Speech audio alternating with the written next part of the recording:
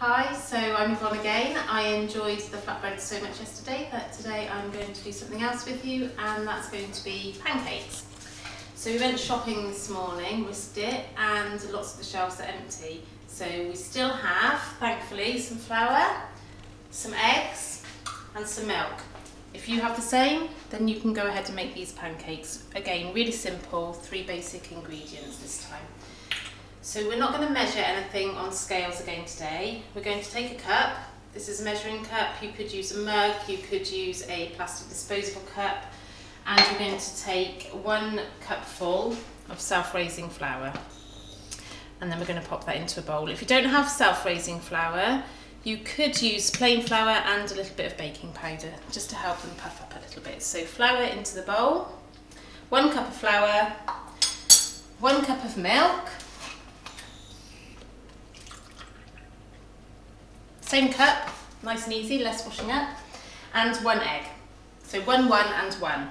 So I'll crack the egg into a bowl just to make sure that I don't get any shell into the mixture. And then the egg goes into the flour, and then we're going to just whisk, big balloon whisk, give it a stir, and gradually add in the milk. Don't add it all in at once, it might go lumpy and you might not need all of the milk. What we want is a nice thick consistency, because we're making small kind of what you might call American pancakes or Scotch pancakes, not the great big flat ones that we have on pancake day. So give this a really good mix. What I'm going to do when I've mixed this, should really talk louder over the mixing, is split it into 2 and show you 2 of my favourite fillings, but you can put anything you like into these pancakes. So that's where I'm going to leave that. What we want is when we pop it into the pan is for it not to spread out too much. So hopefully, I'm just going to have a little look at, hopefully that will be okay once I've added some fillings. So like I said, I'm going to split this into 2, just so I can show you 2 different suggestions for what to put in them.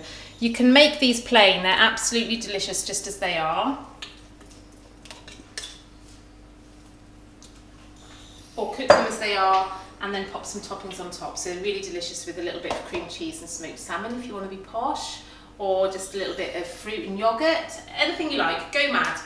So my favourite toppings, or fillings if you like, are savoury sweet corn, spring onions, for my Irish friends, scallions, and grated cheese.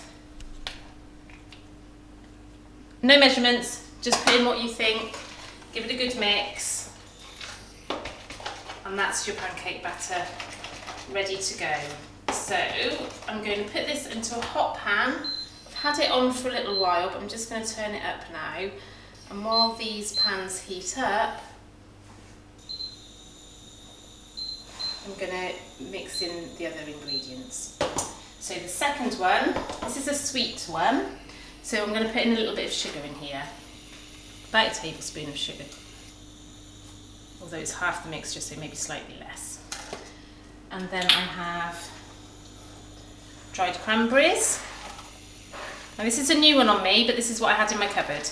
And grated or finely chopped dark chocolate. Give that a mix.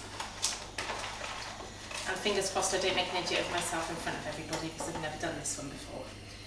What we're going to do then is take a spoonful of the mixture and pop it into a hot frying pan.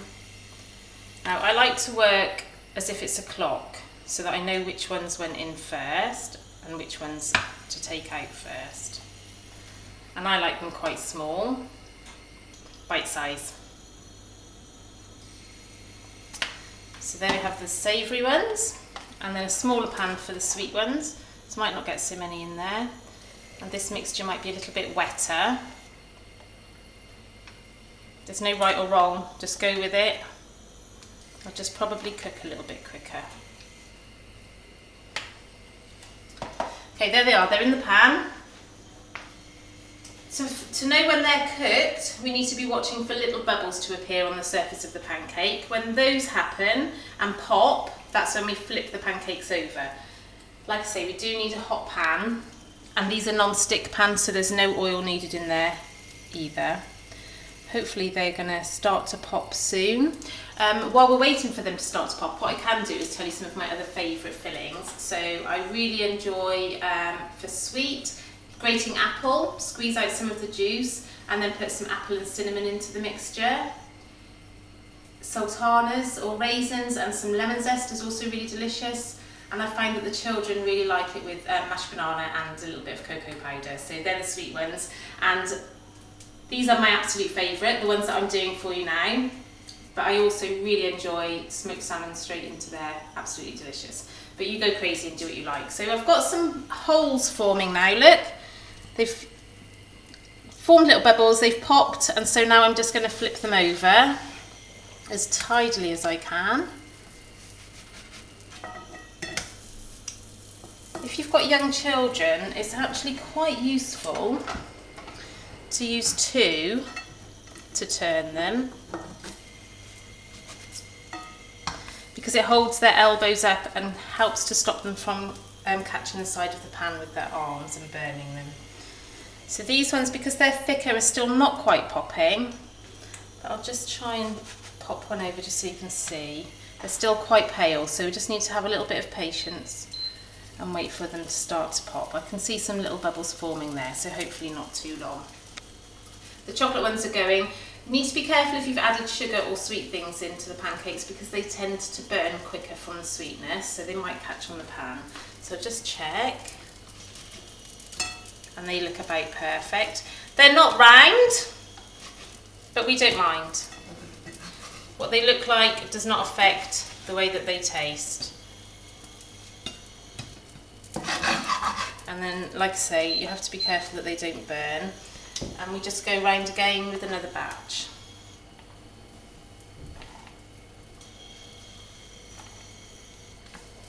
Just little spoonfuls. And take some of the chocolate and pop it into these. Okay, and then back to these, which are starting to form little bubbles. Turn these ones over.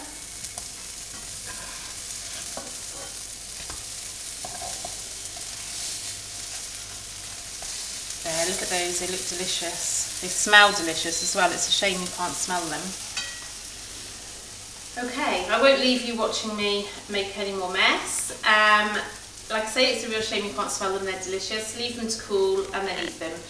If you can't, they make loads, so if you can't make them and eat them quick enough, they will stay in the fridge in a bag for a couple of days. And also, just in case you don't have a balloon whisk, I'll just very quickly show you.